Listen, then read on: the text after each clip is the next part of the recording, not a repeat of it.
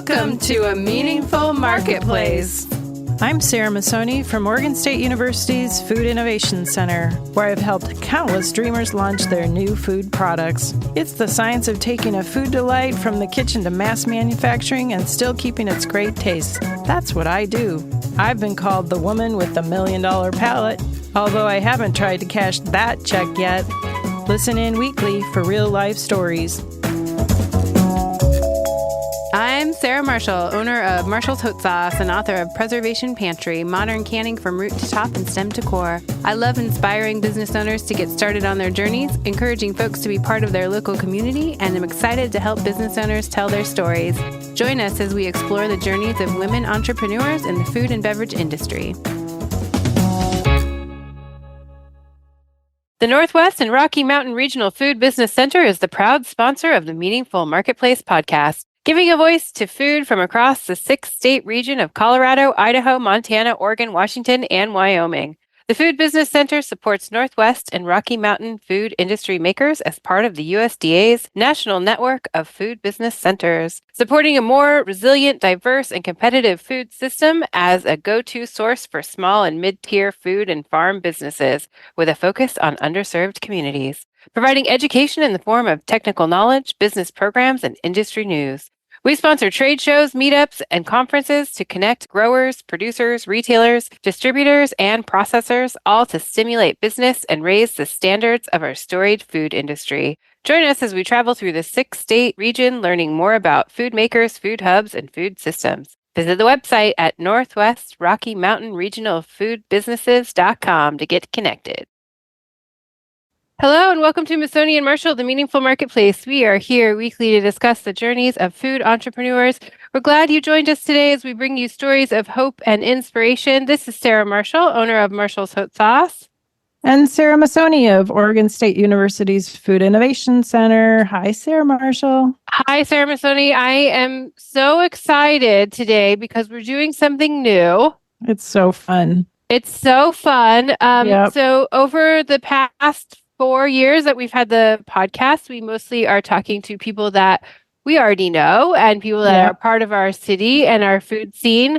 But today starts a new introduction to regional food businesses through the Regional Food Business Center.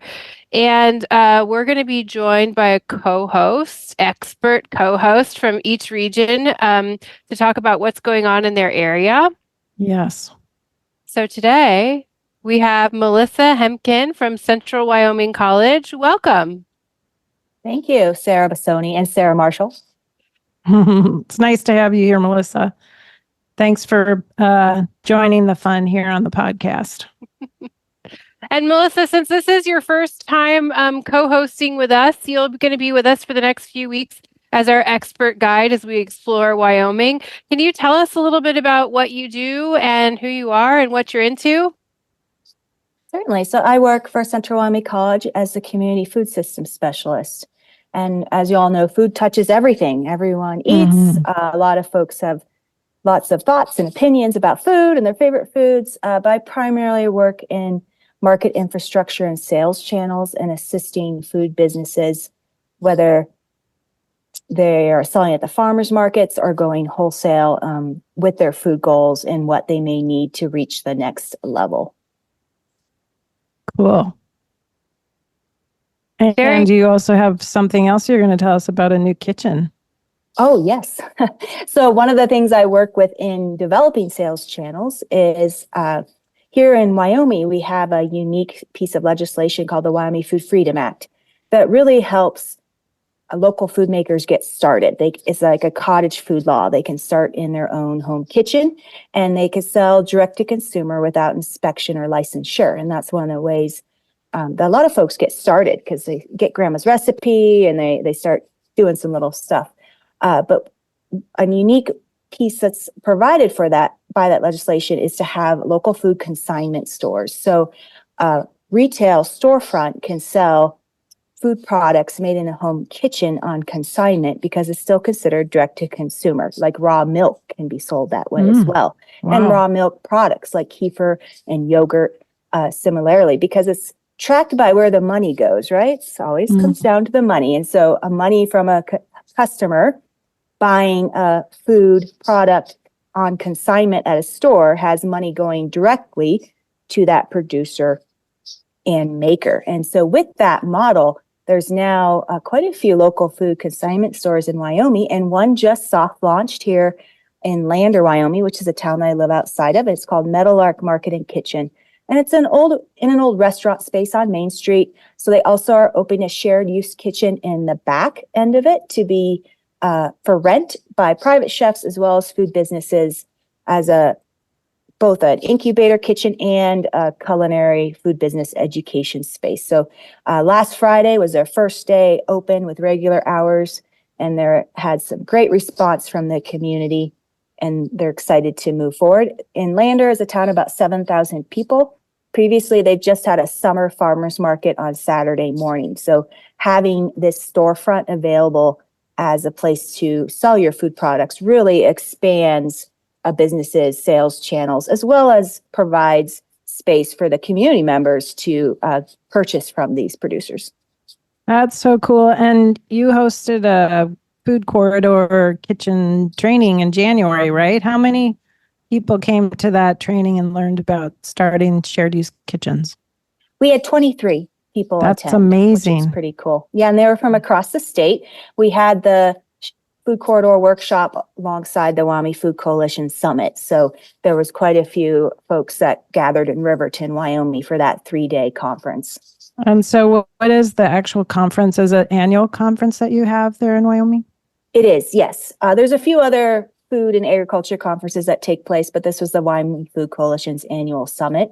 And they're focused on everything from food justice to food business to food production. And they really bring folks together just to talk about everything food in Wyoming. So it's a great place and group to be involved in to know what's going on around the state.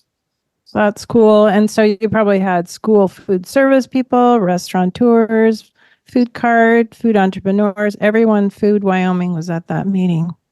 Yes, we had USDA Farm to School, did a training for producers who are wanting to sell into K-12 specifically with the USDA Farm to School program.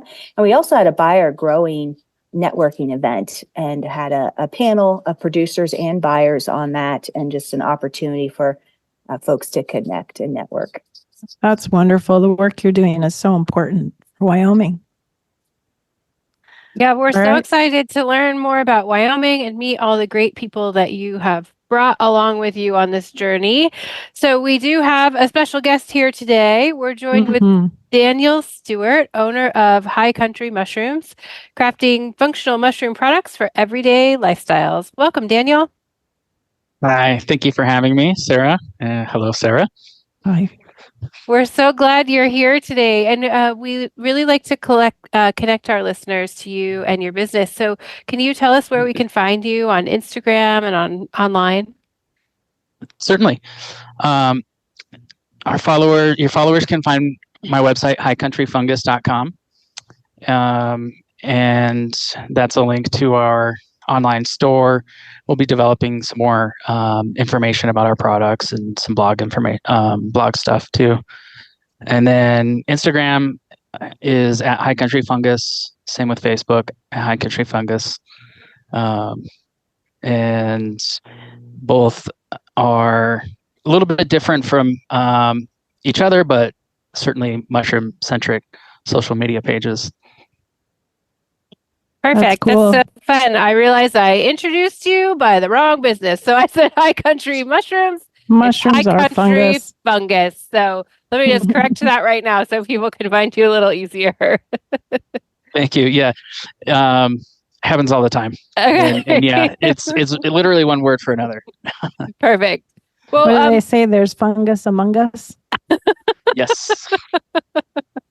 Well, we always like to hear about your journey into fungus and mushrooms. So tell us how you got started. Certainly. I had no intention in the beginning. Probably started about 12 years ago. I was actually in college on a physics track, and I was taking a class on botany, and we had a fungi week, the life cycle of the fungus, and I don't remember any of the rest of the class except for that week. And at the time, I was at Washington State University, and I was right next door to a lot of great mushroom hunting grounds in Idaho.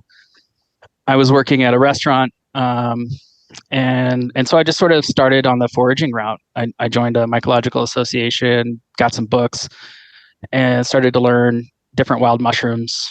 And that was a lot of fun. We did it for a number of years, brought mushrooms into the restaurants. And as that developed, I was interested in starting my own company. By this time, I had transitioned to Missoula, Montana, and started my first company there. It's a really long designation, Missoula Mushroom Company and Supply, LLC. I was interested in foraging and then also the supply side of cultivation. I think this was about 2019 when I started that company. And as I really started to ramp up about a year later, it was actually during the pandemic. Kind of funny how it worked out for us. I incurred an accident, and while picking chanterelles, and I basically stepped in a big wasp's nest, and I was covered and blew up my knee when I was doing the runaway. And so it's funny how these junctions in time cause you to stop and think. And and my business didn't survive that period of time. It was right at the beginning of the foraging season, and I needed surgery and stuff. And so about 6 months later, we had picked up and decided to move to Wyoming. We wanted to start our family, and my wife's from here in Riverton, which is like the center of the state.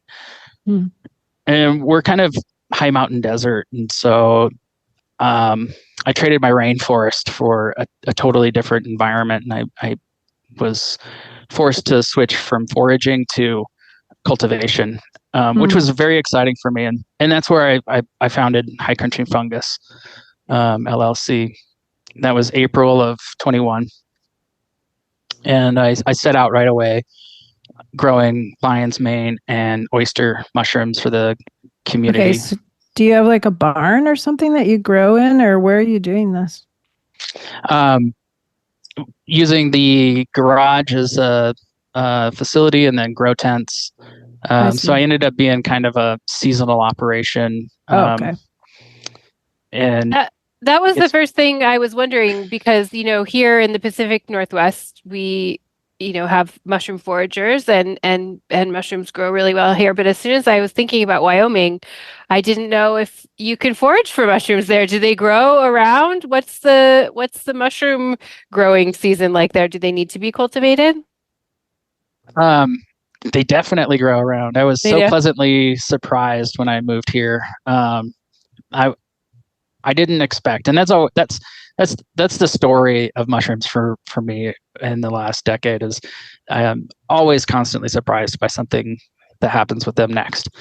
And just sort of on happenstance, I went seeking mushrooms, and I kind of went into the wrong area, if you will, the wrong habitat. And my mentor said, no, you got to remember, you need to look for these trees. Okay, so I went back out and had a very exciting day discovering one of my favorites, the porcini. It can happen in the spring. They're in Oregon and where I was in Idaho, but for us here in Wyoming, it's a summer mushroom. So as the monsoons kind of push up from the south and we get a lot of extra rain, it starts to pop around late August and then carries into September, depending on how short the season is. And that's something with Wyoming you can never tell. You can have you can lose a whole month on each shoulder side to the extreme weather. Yeah, it can be quite you pleasant. Said something really important. You talked about a mentor briefly. A lot of people can have mentors, but don't really realize that those folks could actually help you start a business and help you make decisions about your business. Can you just reflect on your mentor for a moment? I can, and I can reflect on several mentors that I have. Okay, good. It's a good lesson. Yeah, I don't know, if there's ever going to be a time in my life, I suppose if I'm the last one left or something, like I always seek out mentorship. So on the identification side, I have made friends with a PhD mycologist, and he's an identification specialist. And he actually founded a mycological association in Montana. So this is the famous Mushroom Larry of Missoula, Montana. He's one of the resources that I'll reach out to, and just in the mushroom world, that's been one of the best ways, because I know a lot of people are looking towards apps and social media groups, and these things are constantly misidentifying. If you just get in with a group of people, the association's $1 a month, I think, $5 for the premium. They take you out to the woods. They show you what's good, what's not. You have a lifelong connection with this group of people. And so he's probably the most recent person I work with directly. But that's identification of mushrooms. In the business world, I was connected with a mentor through a competition I did here a couple of years ago, through the University of Wyoming, and then some other entities here. So without a doubt, if I tried to set out and do all of this on my own, I'm sure I could get it done. It's just the time frame that shortens down to by not only having a mentor, but being teachable, by being open to what they're saying, because I didn't want to hear what my mentor was telling me for probably the first 9 months that we were working together. And I was just convinced, no, we have to do it this way. We have to do this way. And when it didn't work after two rounds of, catastrophic failure, and am I going to continue the business? It finally clicks. And I think that's the story of where High Country Fungus is today. That click really happened when my son was born late May, and I had to take some time off and review things. And at that point, I was cultivating some mushrooms, but trying to beat the seasonality, looking for a facility, and just not having success. Whether we found a facility, and it literally, in one case, the structure was had failed, and so some of the roof had collapsed. Oh no. I've heard that happening in Alaska too. Hey, Melissa, have you had to help a lot of businesses work through the seasonality in Wyoming? Because you have extreme weather in Wyoming. Yeah, we have a really short growing season, and it's very different because of our mountain ranges. So I'm down next to a river, and I have a 72-day growing season. Daniel's a little bit higher on a plateau where he lives, so he probably has a higher growing season. And yeah, that is, especially when you're in food production, like growing fruits and vegetables and even livestock, the weather here does affect it. And it also affects transportation. We have a lot of mountain passes that become snowed in the winter, and trucks can't get through. And so it makes it more of a challenge. And it sometimes is a disadvantage as well when you're competing nationally, especially when people are in different environments that may be more conducive to what they're doing as a food business, whether they're closest to a distribution hub where they can get products in cheaper and get their product out cheaper, or if they're cultivating mushrooms in the garage that's unheated for most of the year. Frozen mushrooms. It definitely does come up as a challenge. And being creative, there's a lot of creativity here among all businesses to be situated here. Yeah, I think one of the exciting things earlier this year, we were all at the Fancy Food Show, And I want to ask Daniel about that experience because the people at the buyers that came to the show were excited to see products from Wyoming. Like, that was pretty cool. I don't think there's a lot of producers on a national level that are getting out there and presenting products that are artisanal and, uniquely manufactured in Wyoming. So maybe Daniel can tell us a little bit about that after the break. Sorry, Sarah Marshall, I stole your break. That's okay. Let's take a quick break and we can come back and talk more with Daniel about his high country fungus products. We'll be right back. Oregon State University's College of Agricultural Sciences and the Food Innovation Center are proud sponsors of Meaningful Marketplace. With a mission to serve all Oregonians, we are committed to giving voice to those whose food and agricultural stories are not always heard. By providing access and opportunity for a more diverse and just food system, because food brings people together. Okay, Daniel, I just saw you were in the news this last week. I'm not sure if you follow yourself in the news, but your product made it to the What's New, What's Hot at the Fancy Food Show and was published again earlier this week. So tell us a little bit about your experience there in Las Vegas. Fabulous Las Vegas. I didn't gamble and I won a ton. It was exciting to sort of put this whole concept together in a short time frame and have it so well received. I have not seen the most recent coverage that we have. I'll definitely be interested in finding that. We were successful sort of on two of the emerging trends right now in 24. So functional beverages are having a very exciting scene. And then all things mushroom. So it's the shroom boom. And the shroom boom. That's good. Yes, I'm very excited to be a part of the shroom boom right now. But the whole experience was I think everything I was hoping for and more, and really worked hard to get to. Being a part of the cohort really transformed my product to where I'd been, to my vision board concept. And we started here, the Food Freedom Act level, sort of that cottage level, which I'm so grateful for. And we got to incubate our concept. And I think that's one thing that people are going to be surprised about with Wyoming. They're going to see a lot of unique things.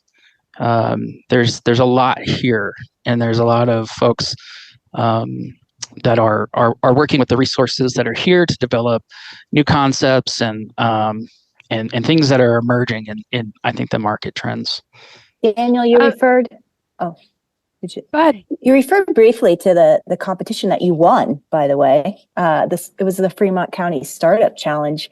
When you look back at winning that, and also maybe the thoughts you had about your business at that time, and maybe people's reactions to mushrooms at that time. How have you seen it changed over the last couple of years? Yes, our competition here, that was I think the inaugural run of it. At the time, I was hyper focused on mushroom materials. And so I've developed a means to grow packaging from mushroom into an end user compostable replacement for styrofoam. Scaling that concept has been a challenge that we've been working on for about 2 years. And I think overall, the receipt of mushrooms here in the area has been so great. We have, and I don't know, there's a few things that kind of prime the pump for me. There's a large agaricus farm about 25 miles outside of Riverton, and so folks here have had their own white button mushrooms and portobello mushrooms for a decade or more. They're very familiar to locally grown mushrooms, and so that's kind of opened the concept. And then it was easy for me to bring in all of these new types of mushrooms, the oyster and the lion's mane. The education part was really exciting when I started to point out, well, look, you guys have an oyster that grows on your trees here, so I could cultivate that and return it to the public. And but one thing I found is not everybody wanted to have the fresh mushroom. If not a lot of people know what to do with lion's mane, but everybody reads about the benefits, the cognition, and the energy, and then with all of the other mushrooms that we're featuring in our beverages, there's a list of benefits, health benefits that go along with each one. So midsummer we were asked, can you make like a mushroom coffee or a cocoa or something? Can you do a beverage? Just every week at market, I kept getting that question. Finally, I was able to turn out like a mushroom cocoa, and then started working on a coffee. And both of those quickly overcame my fresh mushroom sales. And by September, I had to make that decision. Are we going to go forward with this one project, which ironically, it was my one project I didn't want to let go of, the cultivation side. And my coach kept saying, you need to drop this one. This one's not working the way you want.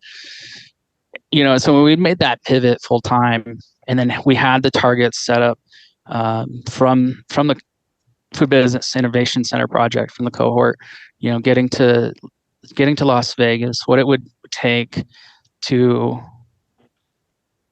put my product in packaging and branding that I felt was that could be reached nationally and even globally. I've had my eye on some global markets, and with this concept, and so I worked not only with some local resources and marketing, but some exterior resources brought in. I've been so fortunate. Everything's been grant funded for us in order to accomplish these goals. But we've been able to really hone in that the concept.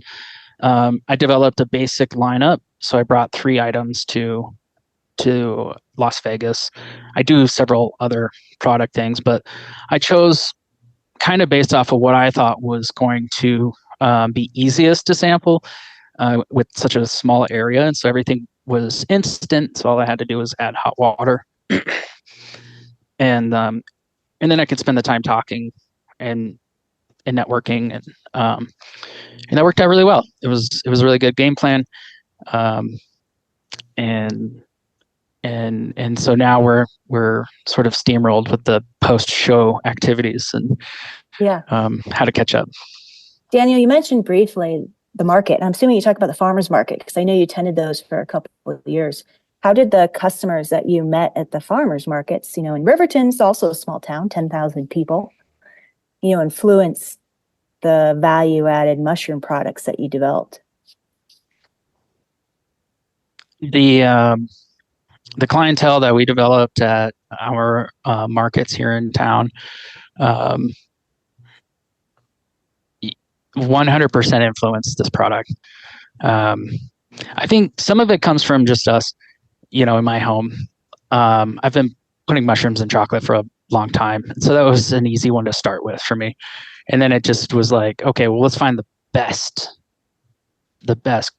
chocolate I can. Because there's a lot of stuff in hot cocos in the mix, and so I went through probably 20 different cocos to find what I wanted. And then it would also match, I think, what my clientele was looking for: wholesome ingredients, things they could pronounce, and just straightforward, a minimum list of ingredients.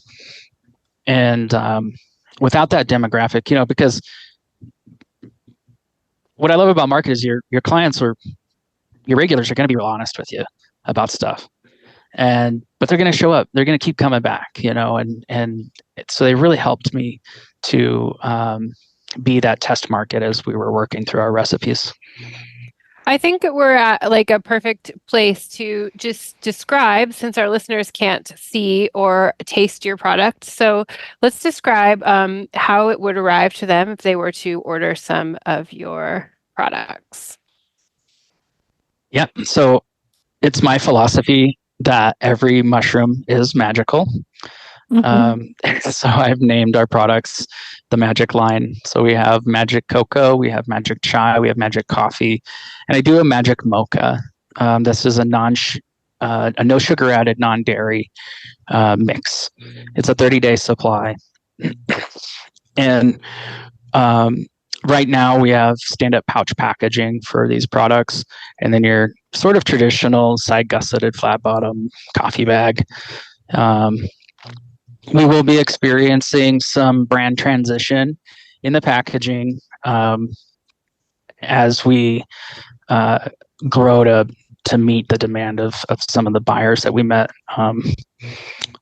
But for now, this is where the Magic line is. Our chai is sweet, creamy, delicious. The interesting part about the umami of the mushroom is that it is definitely enhanced with what it's mixed with. And so there's some sweetness that I find in the lion's mane and the cordyceps that are really pulled out into the chai, but then the depth of like reishi and chaga I connect with more in the cocoa.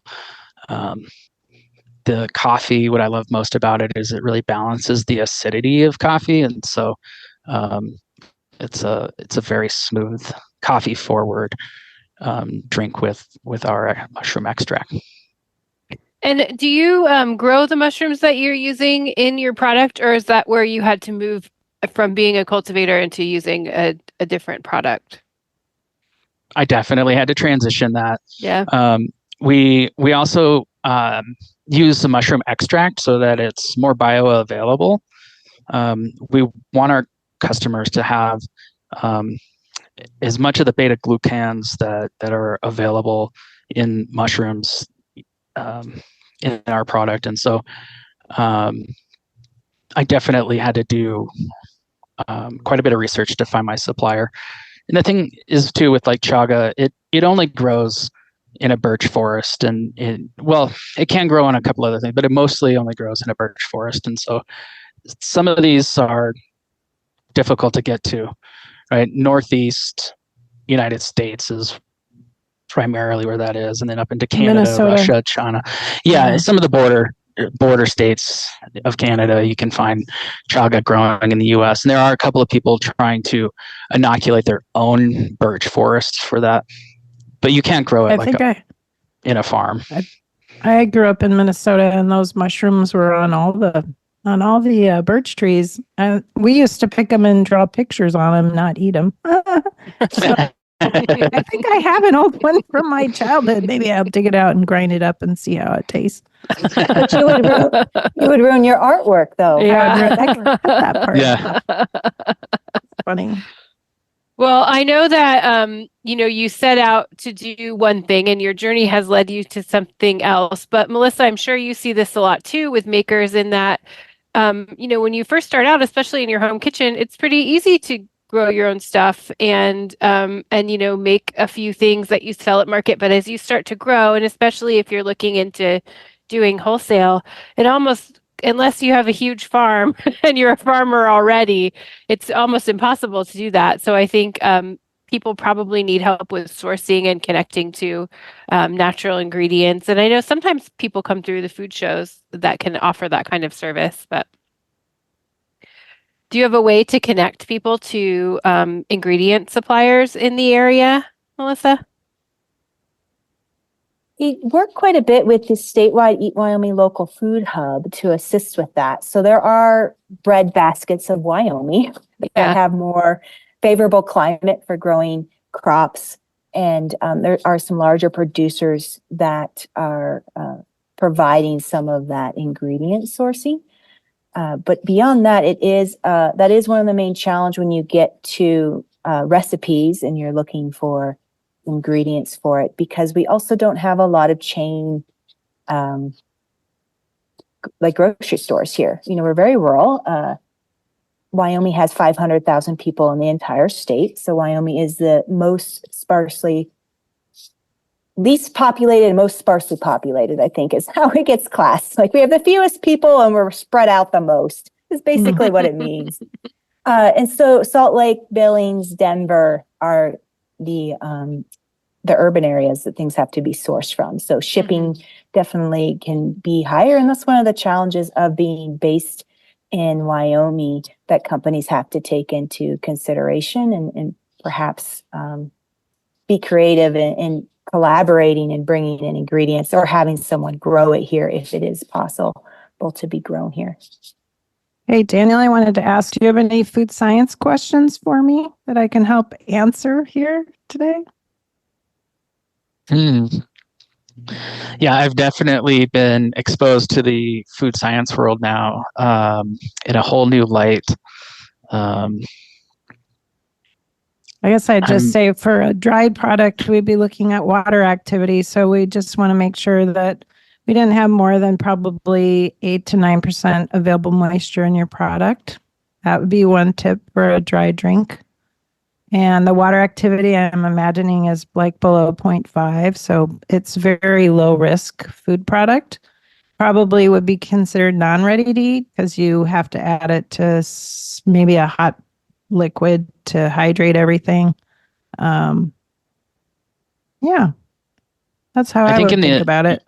Yeah, in the evolution of the product and in some of our new containers, we're also going to be including a desiccate pack to ensure that longevity. That's a good idea. And yeah, that one came to me from the help that I'm seeking. So I was actually really glad to hear that. I hadn't really thought about that, but yeah, it certainly is. I think one of the biggest challenges transitioning from a cottage rural concept into into this larger industry of CPG, especially here in Wyoming. What we have here really makes sense for our communities. But there's been a bit of a learning curve to get my product ready to cross the state line. And that's one thing, excuse me. And that's one thing I do help a lot of food and agriculture businesses with, is it's so easy to test things underneath the Wyoming Food Freedom Act, and they get excited, and then they get a lot of customer demand, and then they look at scaling up, and then they realize, oh, there's a lot more out there for USDA and FDA regulations that they need to learn. And then I see the most committed and dedicated, enthusiastic folks going, yes, I'm going to cross that threshold and move on. And other people just go, nope, farmers markets and food freedom, direct to consumer, I'm just going to stay here. And that's totally great too. That's part of their choice, is where they want their business to go. That's very true. It's interesting to hear the differences, because we have a cottage license here too that people can get. But then, the real big thing that I'm hearing that's different is that if those people have that specific license, then they can't, without getting a Department of Agriculture inspector and then FDA inspecting, you can't sell wholesale. So we don't have any outlets that you could sell at other than selling it direct to customer at a farmer's market. But then even the farmer's markets here have rules that 75% of your product has to be, grown or manufactured locally. And so, it sounds like probably your farmers markets wouldn't have that rule because you need to outsource from other places because there's not a lot that you can get locally. So it's cool that the consignment rules there, are adaptable. That's cool. And it seems like you could start a business with a little bit less risk as far as financially going, because that's the thing that gets hard. If you move into here having to do wholesale, then you really have to start generating a lot of product. So you usually grow out of your home very quickly, where that might not be the case there. Yeah. Well, Daniel, now that you've taken your product into the national spotlight, what's your next move? We are focused on New York. I'm excited to be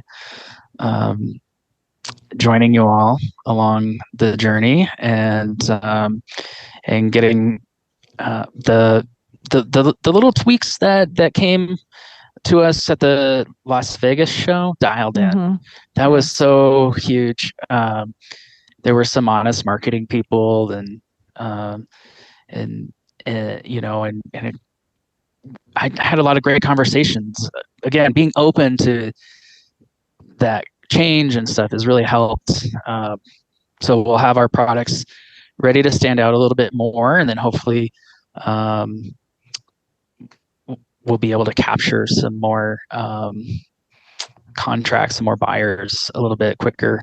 I have at that first round show in Las Vegas provided me with so many parts of my supply chain issues that now my main goal in New York is to do this all again, but be ready and grow from there. I'm going to add, I think, 2 more shows in 25. I'm probably going to stay committed with the SFA and it's really exciting. It's where I've been wanting to be since I started. I would say even just started my own companies. I mean, it's probably been about 6 years now, but I really have been trying to get High Country Fungus here since April of 21. And congratulations. Yeah.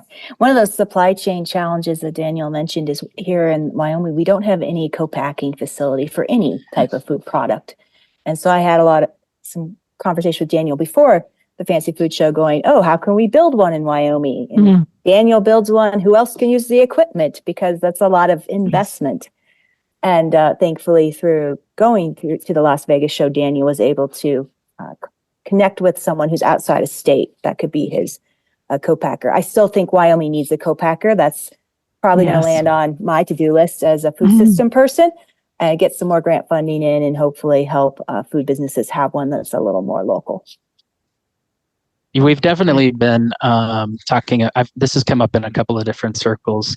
I've had meetings with the Wyoming Business Council, and so I do keep bringing this up because even if we put one in Cheyenne or something that makes sense for our state, again, there's a lot that is here to offer. There's a lot of producers just waiting to have that next level, that piece.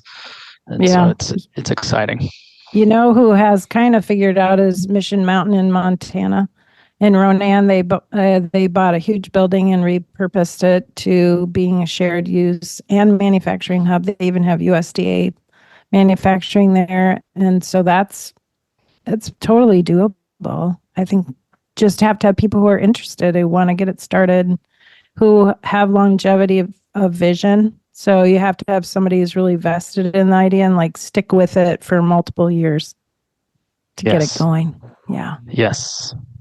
Well, Daniel, we want to make sure to send customers to you directly. So if people want to order your products, where do they go? The website, highcountryfungus.com. Should lead you straight into our number one product right now, the mushroom mocha. Although it's being challenged with the chai. The chai is pretty tasty. Perfect. Well, we will send people your way and link you to them. I want to thank everybody for joining today. It's so great to hear about other regions, and I can't wait to hear more about Wyoming and meet new people. Melissa, I'm so excited to get to know you better and have you co-host with us. Thanks for joining us today. Yeah, thank you. Thank you for hosting. We record Missoni and Marshall live every week. You can find us on your favorite podcast platform like iTunes. Thank you to our audio engineer, Lon, and our production assistant, Chelsea. If you want to be a guest on the show, you can send us a DM on our Instagram, Missoni and Marshall, and we will be back next week, everybody. Thanks for joining. Bye. Bye for now. You're listening to the Startup Radio Network. Listen, learn, launch. 10% of our gross revenue goes directly to women entrepreneurs in developing countries around the world through Kiva's microfinance program.